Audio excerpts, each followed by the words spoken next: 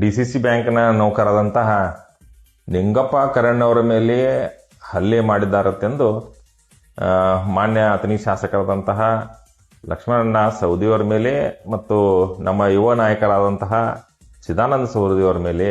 ಮೊನ್ನೆ ಒಂದು FIR register ಮಾಡಲಾಯಿತು. ಈ ಘಟನೆಯಿಂದ ಕಂಡು ಬರುವುದಂದ್ರೆ ಗೋಕಾಕ್ ಶಾಸಕರಾದಂತಹ ರಮೇಶ್ ಜಾರಕಿಹೊಳಿ ಅವರು ಲಕ್ಷ್ಮಣ ಸವದಿಯವರ ವಿರುದ್ಧ ಹಲವಾರು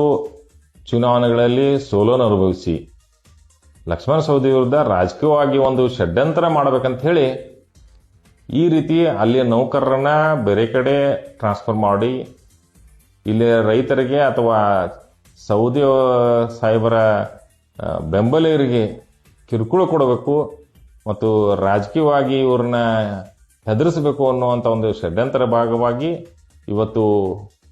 ಸೌದಿಯವರ ಮೇಲೆ ಒಂದು FIR ಮಾಡಿ ರಾಜಕೀಯ ಒಂದು